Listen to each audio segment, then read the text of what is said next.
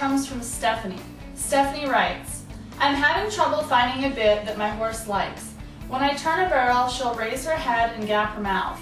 It's not real extreme, but there's definitely a difference compared to other horses who look so collected and soft around the barrel.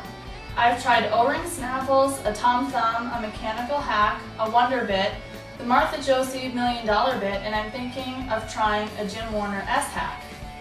I also just bought a combo bit with medium long shanks and a smooth snaffle with a rope noseband. I would rather not use a tie down. She has been chiropracted and vet check sound. Thanks for your question, Stephanie. It sounds like you're off to a great start, having your horse vet checked and worked on by an equine chiropractor. If you want to completely rule out a health reason for your problem, be sure to also schedule an appointment with an equine dentist, and you'll also want to rule out a problem with saddle fit. I'll include some links to some online resources for you. I have a feeling, though, that bits are not the root of the problem here. Therefore, a bit change is not going to solve the problem.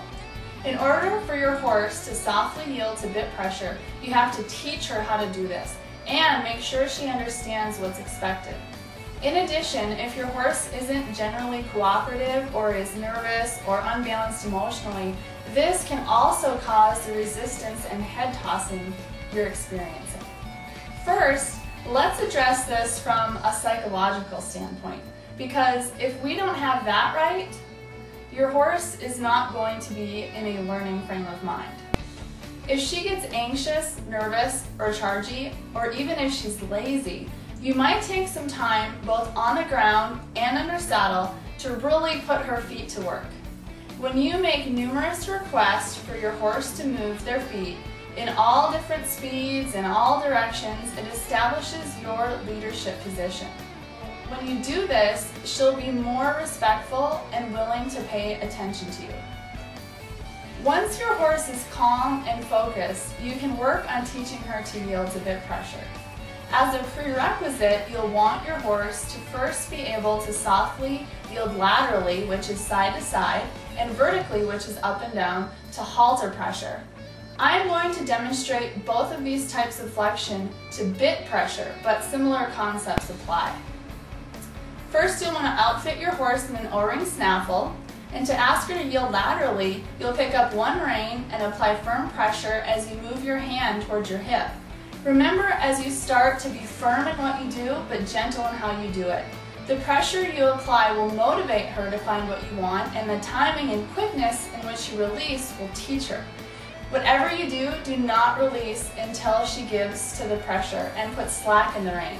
At first, she may only do it just a little bit, and that's okay. Reward the slightest try, but do not reward at all until you get that.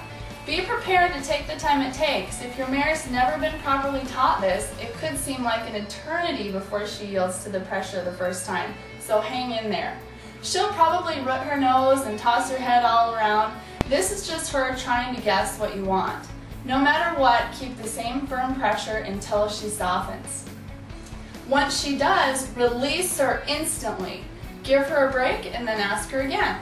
Let's go to the arena and I'll do some exaggerated demonstration of the kind of softening and release we're looking for.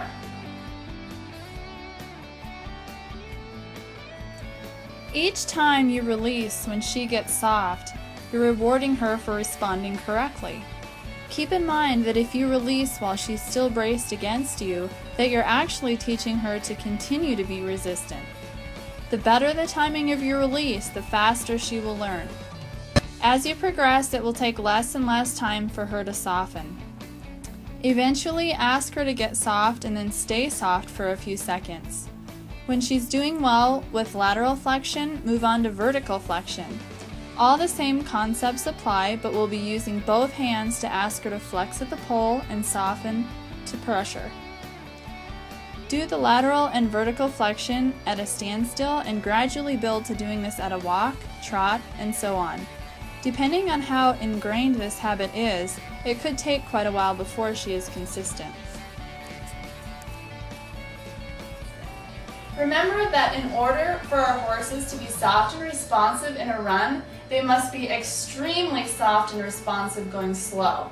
It's true that horses will respond better to certain types of bits, but when you've, number one, ruled out a health issue, number two, made sure your horse was in a learning frame of mind, and number 3, made sure she fully understood how to yield to bit pressure, then you're setting your horse up to be soft and responsive no matter what kind of bit you use.